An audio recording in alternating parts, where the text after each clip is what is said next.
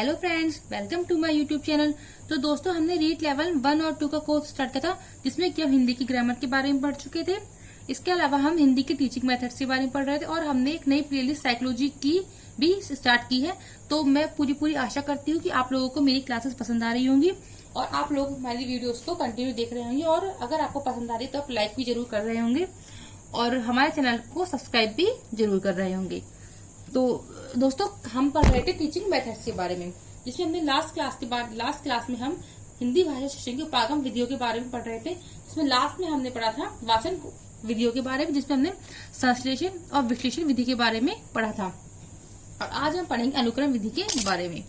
तो देखिए, अनुकरण विधि, फॉलोइंग मेथड। इसमें किसी आदर्श का अनुकरण किया जाता है। इसमें क्या होता है, जो बच्चा होता है, विद्यार्थी होता है, वो अपने अध्यापक की बातों का अनुकरण करता है। इसके अलावा अगर हम विद्यालय को छोड़ो, घर में भी देखें तो घर में हमारे छोटे बच्चे होते हैं, वो अपने बड़ों की बातों का अनुकरण करके ही सीखते हैं। या फिर हमें भी अगर मान लो कोई चीज नई सीखनी होती है तो उसके लिए भी हम हमारे बड़ों का, हमारे अध्यापक का या फिर हमारे समाज के जो भी लोग होते हैं उन्हें देख कर ही हम कोई काम करना सीखते हैं। अब हम आते हैं शिक्षा के क्षेत्र में। देखिए, विद्यालय में क्या होता है, अनुकरण, मतलब जो छोटे बच्चे होते हैं वो अध्यापक का अनुकरण करके ही सीखते हैं। अनुकरण होता है 3 प्रकार से: उच्चारण अनुकरण, लेखन अनुकरण और रचना अनुकरण।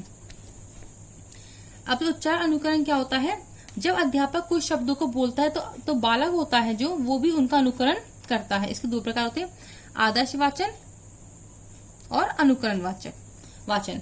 और लेखन अनुकरण में क्या होता है, इसके भी 2 प्रकार होते हैं: स्वतंत्र और रूपरेखा। इसमें क्या होता है, जो अध्यापक होता है, स्वतंत्र में तो ये होता है कि अध्यापक शब्दों को बोलता है और बच्चे स्वतंत्र रूप से उन शब्दों को लिखते हैं। और रूपरेखा में ये होता है कि जो टीचर होता है, अध्यापक होता है, वो शब्दों को डॉटेड लाइन से लिख देता है। जैसे कि मान लो हमें बच्चों को सिखाना है क्या, तो जो अध्यापक होता है वो ये क्या की डॉटेड लाइन में शेप दे देता है और जो बच्चा होता है बाद में उसके ऊपर अपनी पेंसिल को फेर कर क्या को बनाता है।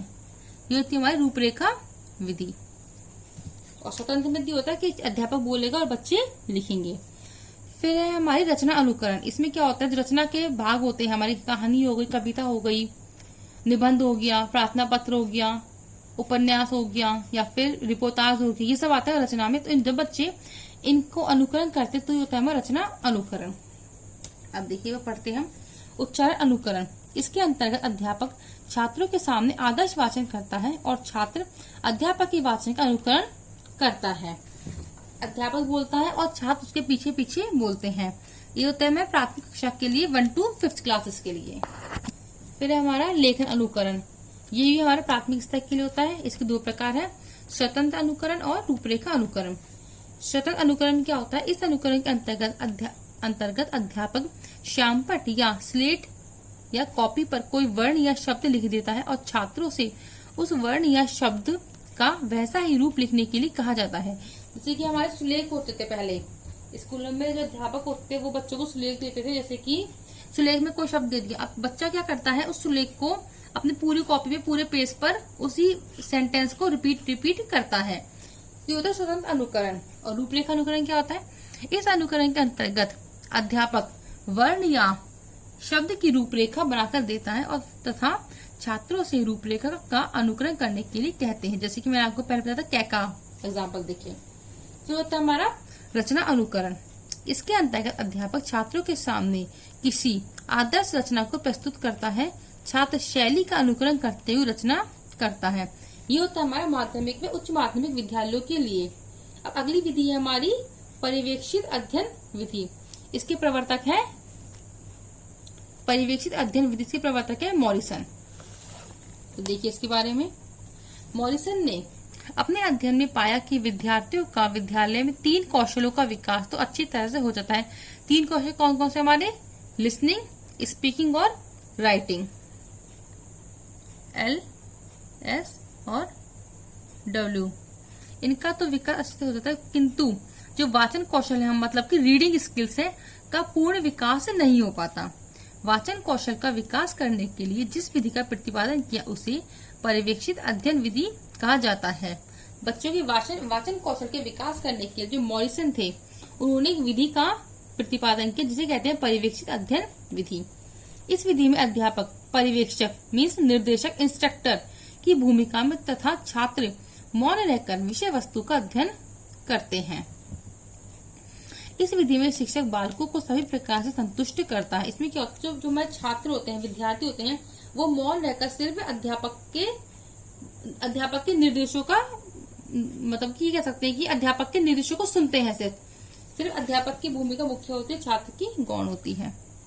इसके अलावा देखिए एक परिभाषा है बाइनिंग में, बाइनिंग के अनुसार इसमें क्या कहते हैं ये कि मेज या दराजों के चारों ओर बैठे हुए कार्यरत समूह या कक्षा के शिष्यों का शिक्षक द्वारा पर्यवेक्षण करना ही पर्यवेक्षित अध्ययन है। इसमें क्या होता है कि देखिए जैसे कि एक मिनट देखिए जैसे कि हमारी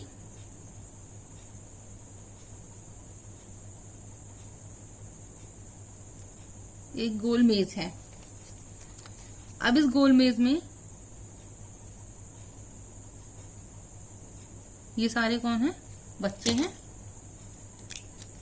और ये हमारा अध्यापक है। ये गोल मेज के चारों ओर बच्चे बैठे हैं और अध्यापक बैठा है। तो इसमें क्या होता है कि देखिए मेज या दराजों के चारों ओर बैठे कार्य समूह या कक्षा के शिष्यों का शिक्षक द्वारा पर्यवेक्षण। ये सब बच्चे बैठे, अध्यापक बैठा है, अध्यापक यहाँ बैठकर बच्चों को निर्देश देता है और बच्चे उन निर्देशों का पालन करते हुए अधिगम करते हैं। ये होती है हमारी पर्यवेक्षित अध्ययन विधि। अब देखिए इस विधि के क्या लाभ हैं।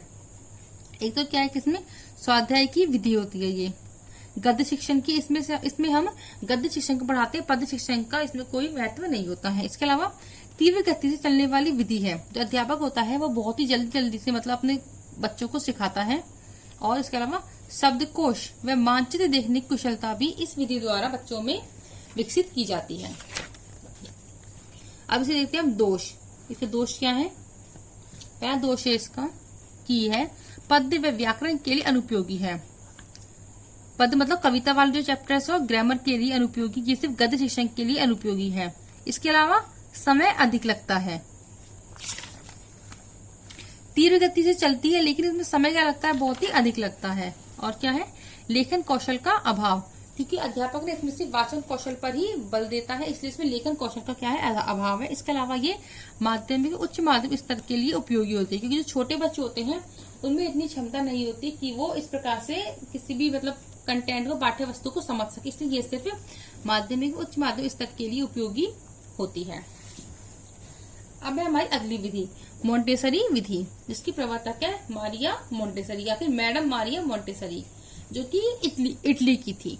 अब देखिए इन्होंने इस विधि में क्या किया था कि सबसे मेन था इन्होंने लेखन कौशल के विकास के लिए इस विधि का प्रतिपादन किया था। तो इन्होंने जो जोर दिया था वो दिया था लेखन कौशल पर, राइटिंग स्किल पर। सबसे पहले कलम पकड़ने का अभ्यास, छोटा बच्चा होता है उसे सबसे पहले हम जो उसकी कलम होती है मतलब पेंसिल होती है उसे पकड़ने का अभ्यास कराते हैं। उसके बाद हम बच्चे को सीधी, आड़ी, टेढ़ी ये सब रेखाएं खींचना सिखाते हैं। इनसे क्या होता है? बच्चों को आनंद की अनुभूति होती है। इस विधि में अध्यापक द्वारा रेगमाल के गत्ते को इस प्रकार काटा जाता है जिससे वर्णों की आकृतियां उभरे। फिर विद्यार्थी उभरे हुए भाग पर उंगली घुमाता है और फिर धीरे धीरे लिखना सीख जाता है। इसमें क्या होता है कि जो अध्यापक होता है जो रेगमाल के गत्ते होते हैं उसको एक ही शेप में काट देते हैं और फिर जिससे वर्णों की आकृति उभरे। और फिर जैसे कि ये कह सकते हैं कि मान लो एक रेगमाल का एक कागज होता है, एक पेपर होता है, गत्ता कह सकते हैं ना, उसको हम जैसे कि मान लो हमें बच्चों को पढ़ाना है कै, तो हमने उस पेपर को कै की शेप में कट कर लिया। अब जब कै की शेप में वो पेपर कट हो चुका उसके बाद बच्चे क्या करते हैं कि उस कै पर अपनी उंगली को फिराते हैं जिससे कि बच्चे उस कै वर्ण को अनुभूत कर पाते हैं और धीरे धीरे फिर उनको लिखना सीख जाते हैं। इसके बाद देखिए और इस विधि में अध्यापक वर्णों की आकृति वाला उपकरण देता है। छात्र खड़िया चौक को गीला कर वर्णों की आकृति को भरता है, फिर सूखने पर उस उपकरण से वर्णों को बाहर निकालता है और उसी अनुरूप वर्ण लिखना सीख जाता है। इसमें क्या होता है? हमारे पास एक छोटा सा उपकरण होता है जो कि क्या होता है मतलब वो खोखला होता है और उसमें क्या करते हैं बच्चे, जो खड़िया चौक होती है उसको गीला करके उस शेप में, जैसे कैकी शेप का है वो जो उपकरण है, उस कैकी शेप में उस खड़िया चौक को भरते हैं। और जब वो खड़िया चौक सूख जाती है उसके बाद उस कैकी शेप को उस उपकरण से बाहर निकाल लेते हैं। उससे क्या होता है, खड़िया चौक की उसमें ही उस बच्चों को कै लिखा मिलता है और फिर बच्चा उसी के अनुरूप वर्ण लिखना सीख जाता है। ये होती है प्राथमिक स्तर के लिए। अब इसके दोष क्या है? इसके दोष ये है, पहला दोष इसका कि बहुत ही खर्चीली विधि है। क्योंकि देखिए, अगर हम बच्चों को रेगमाल वाली विधि से पढ़ाएंगे तो उसके लिए पहले रेगमाल गत्ते लाओ, फिर बच्चों को सिखाओ।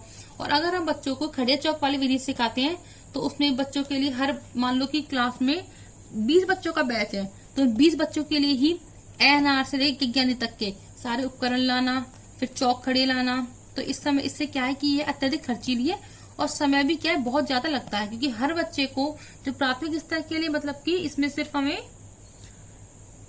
छोटे बच्चे मिलते हैं, तो छोटे बच्चे होते हैं उन्हें उन्हें ये होता है कि टीचर को हर बच्चे को पर्सनली सिखाना पड़ता है, जिसके कारण से क्या है कि इसमें बहुत अधिक समय लगता है। और देखिए, मारिया मोंटेसरी की मान्यता है कि इस विधि के द्वारा 45 डेज में लिखना व 15 दिन में पढ़ना सिखा दिया जाता है। ये इनकी मान्यता है। अब नेक्स्ट है हमारी किंडरगार्टन विधि, जिसके प्रवर्तक है फ्रॉबेल, जो कि जर्मनी के थे। इस विधि का उपनाम है बालोद्यान विधि, बाल धन उद्यान विधि। किंडर यानी बच्चे और गार्डन यानी उद्यान, तो बालोद्यान विधि। अब इनकी एक डेफिनेशन है, वो क्या है कि स्टेटमेंट है, जिस प्रकार माली बगीचे की उचित देखभाल करता है जिससे पौधों का विकास होता है, उसी प्रकार अध्यापक द्वारा छात्रों को उचित वातावरण देकर छात्रों को स्वतः विकास होता है। देखिए, अगर एक गार्डन है, बगीचा है, उसमें जो माली होता है उसका काम क्या होता है कि पौधों की उचित देखभाल करना, उन्हें समय पर पानी देना, खाद देना, उनकी जो भी मतलब बगीचे की जो भी उनकी प्रोसेस होती है वो सबको समय समय पर करना। और उसका रिजल्ट क्या होता है कि जो पौधे होते हैं, पेड़ होते हैं, फल होते हैं, वो सब बहुत मतलब अच्छे से विकसित हो जाते हैं। उसी प्रकार अध्यापक का कार्य क्या होता है कि छात्रों को उचित वातावरण देकर उनके स्वतः विकास को प्रेरित करे।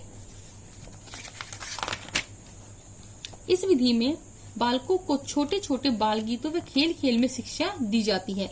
मतलब बच्चों पर कोई प्रेशर नहीं किया जाता है, बच्चों को मतलब बहुत ही प्यारी प्यारी सी, सुंदर सुंदर सी, छोटी छोटी सी कविताएं सुनाते हैं, जिसके कारण से बालक उन कविताओं का अधिगम करते हैं और वो मतलब धीरे धीरे अधिगमित होते हैं, फिर शिक्षित होते हैं। और ये जो विधि है ये सिर्फ प्राथमिक स्तर के लिए ही उपयोगी होती है। अब देखिए, किंडर किसे बोला था? पौधों को। और अगर हम देखें शिक्षा की उसमें विद्यालय की बात, तो पौधे कौन है? हमारे बालक हैं।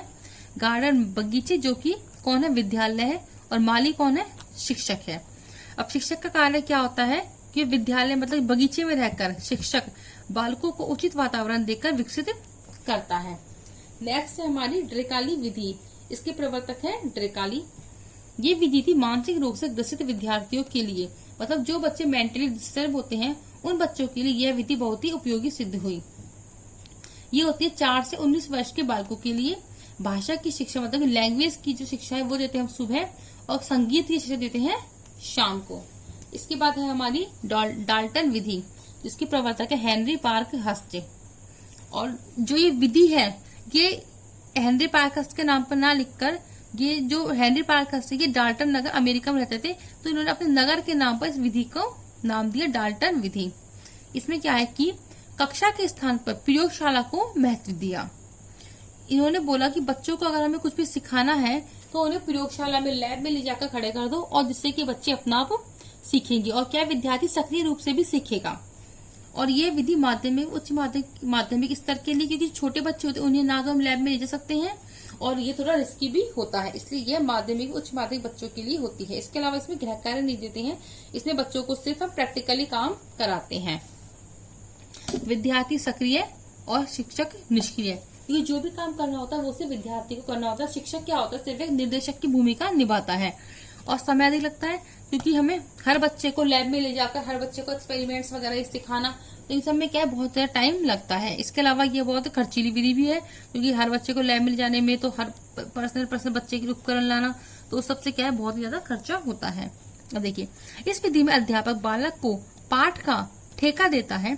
बालक पूर्ण स्वतंत्रता के साथ अध्ययन करता है। इसमें क्या होता है, जैसे कि ना स्कूलों में देखिए ऑलमोस्ट तो ये होता है कि टीचर आया, जैसे चैप्टर पढ़ाया, क्वेश्चन आंसर कराए, फिर नेक्स्ट डे नेक्स्ट चैप्टर पढ़ाया, क्वेश्चन आंसर कराए, ये सब होता है। लेकिन इसमें डाल्टन विधि में क्या होता है कि अध्यापक होता है, वो बच्चे को कह देता है कि तुम्हारे पास ये एक चैप्टर है, इसे तुम्हें एक वीक में कंप्लीट करना है। अब बच्चा चाहे तो उसे डेली रिवीजन करके पढ़े, और चाहे तो वो एक दिन में कंप्लीट करे, चाहे 2 दिन में करे, 3 दिन में, 4 दिन, ये बच्चे की इच्छा पर डिपेंड करता है। मतलब कि बच्चे पूर्ण स्वतंत्रता के साथ अध्ययन करता है, उसके ऊपर कोई प्रेशर नहीं होता है कि तुझे आज ही कंप्लीट करना है, कल ही कंप्लीट करना है। पाठ को कई इकाइयों में विभक्त किया जाता है। बच्चे इस कार्य को एक दिन में पूरा करें या महीने में करें, एक सप्ताह, मतलब कितने भी टाइम पूरा करें, बच्चों पर कोई प्रेशर नहीं होता है, वो अपनी मर्जी से काम करते हैं। और सप्ताह के कार्य को असाइनमेंट कहते हैं। देखिए, भाषा शिक्षण में ठेका देते समय अध्यापक निम्नलिखित सूचना छात्रों को देता है। क्या क्या देता है कि एक तो देता है कि पाठ का नाम व प्रकार, पाठ का नाम क्या है, किस प्रकार, गद्य है, पद्य है, निबंध है, कहानी है, किस प्रकार का है। समस्या, कि उसमें समस्या क्या है, लेखन कार्य, उन्हें लिखने में क्या कार्य कर रहा है। सहायक पुस्तकें, मतलब कि रेफरेंस बुक से कौन कौन सी, जैसे कि मान लो अगर बच्चे को कोई चीज समझ में नहीं आई है तो वो किस रेफरेंस बुक की हेल्प ले सकता है, जैसे कि हमारे गाइड वगैरह होती हैं, तो ऐसे ही कौन कौन सी रेफरेंस बुक्स हैं। और इसके अलावा बच्चों को क्या क्या याद करना है और उन्हें क्या क्या छूट दी गई है, इन सब के बारे में शिक्षक बच्चों को पहले ही बता देता है। अब है हमारी दूरस्थ विधि, टेली एजुकेशन, या फिर जिसे हम कह सकते हैं कि जैसे कि हम देखें हमारे राजस्थान में भी ना वर्धमान ओपन यूनिवर्सिटी है, इग्नू है, ये सब क्या हमारी ओपन यूनिवर्सिटीज हैं। उपनाम क्या है, पत्राचार, गृह अध्ययन, स्वतंत्र अध्ययन या फिर मुक्त अध्ययन विधि। इसमें ये होता है कि जो बालक होता है उसे कहीं भी जाने की आवश्यकता नहीं होती है, वो सिर्फ फॉर्म भरता है। इसके अलावा उसे अपना मटेरियल होता है, स्टडी मटेरियल, वो सबसे घर में आता है और वो घर बैठे बैठे ही पढ़ाई कर सकता है। ये उन क्षेत्रों के लिए ज्यादा उपयोगी होती है जहाँ पर कि विद्यालय नहीं होते हैं और जिनके माता पिता होते हैं वो अपने बच्चों को घर से बाहर, मतलब कि घर से बाहर या गांव से बाहर जाने की परमिशन नहीं देते हैं।